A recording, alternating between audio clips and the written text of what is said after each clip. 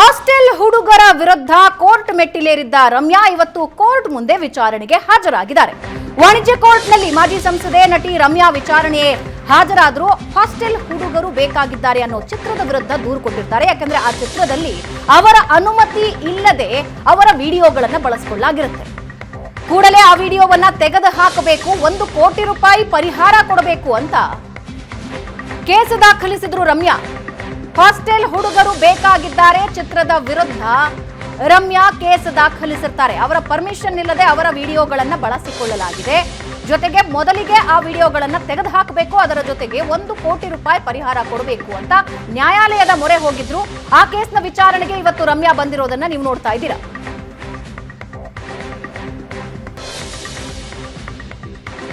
ಈ ಬಗ್ಗೆ ಇನ್ನಷ್ಟು ಡೀಟೇಲ್ಸ್ ಕೊಡ್ತಾರೆ ನಮ್ಮ ಪ್ರತಿನಿಧಿ ಮಂಜು ಸಂಪರ್ಕದಲ್ಲಿದ್ದಾರೆ. ಮಂಜು, ಏನ್ ಡೀಟೇಲ್ಸ್ ಇದೆ ಇದ್ರ ಬಗ್ಗೆ? ಭವನ, ಏನು ಈಗಾಗಲೇ ರಮ್ಯಾ ಅಂದ್ರೆ ಈ ಹಿಂದೆ ಏನು ಹಾಸ್ಟೆಲ್ ಹುಡುಗರಿಗೆ ಚಿತ್ರತಂಡದ ಪ್ರಮೋಷನ್ ಅನ್ನ ಮಾಡ್ಲಿಕ್ಕೆ ಒಂದು ವಿಡಿಯೋವನ್ನ ಮಾಡಲಾಗಿತ್ತು. ಆ ಒಂದು ವಿಡಿಯೋ ತುಣುಕಲ್ಲಿ ರಮ್ಯಾ ಕೂಡ ಅಂದ್ರೆ ಅದು ಪ್ರಮೋಷನ್ಗೋಸ್ಕರ ಮಾಡಿದಂತ ವಿಡಿಯೋ ಆಗಿತ್ತು.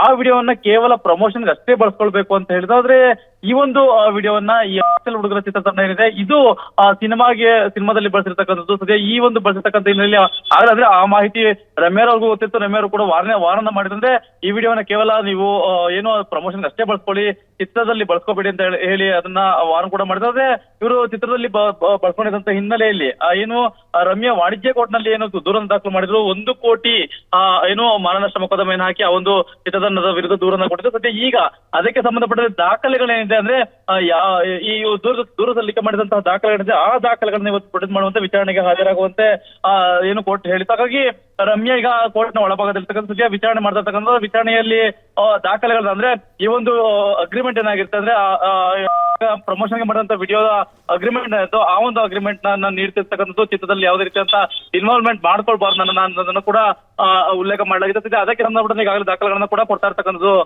ಭಾವನಾ. ಓಕೆ, ಈ ವಿವಾದ ಶುರುವಾಗಿದ್ದು ಹೇಗೆ, ಈಗ ಯಾವ ಹಂತದಲ್ಲಿದೆ? ಸಂಧಾನಕ್ಕೇನಾದ್ರೂ ಪ್ರಯತ್ನಗಳಾಗಿದ್ವಾ? ರಮ್ಯಾ ಹೆಂಗ್ ರೆಸ್ಪಾಂಡ್ ಮಾಡಿದ್ರು? ಸಿನಿಮಾದ ತಂಡ ಏನ್ ಹೇಳತ್ತಿದ್ರ ಬಗ್ಗೆ? ಭವನ, ಈ ಒಂದು ಸಿನಿಮಾವನ್ನ ಆಗ ಪುನೀತ್ ರಾಜ್ಕುಮಾರ್ ಅವರು ಇರ್ಬೋದು ಮತ್ತೆ ರಮ್ಯಾ ಇರ್ಬೋದು, ಜೊತೆಗೆ ಇನ್ನು ಒಂದಷ್ಟು ಚಿತ್ರತಂಡದ ನಾಯಕ ನಟರನ್ನ ಹಾಕೊಂಡು ಅಂದ್ರೆ ಆಗ ಪ್ರಮೋಷನ್ಗೋಸ್ಕರ ಈ ಒಂದು ವಿಡಿಯೋಗಳನ್ನ ಮಾಡಲಾಗಿತ್ತು.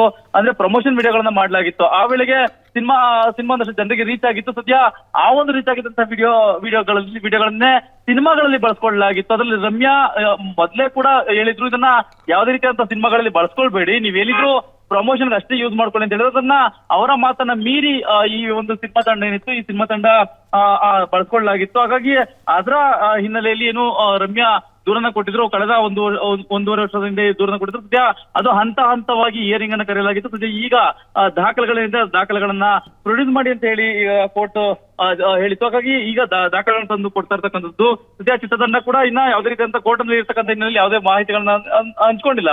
ಭಾವನಾ. ಧನ್ಯವಾದ ಮಂಜು ನಿಮ್ಮೆಲ್ಲ ಮಾಹಿತಿಗೆ.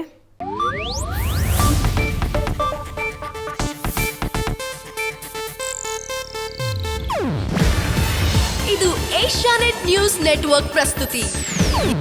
ನೀವು ನೋಡ್ತಿದ್ದೀರಾ ಏಷ್ಯಾನೆಟ್ ಸುವರ್ಣ ನ್ಯೂಸ್.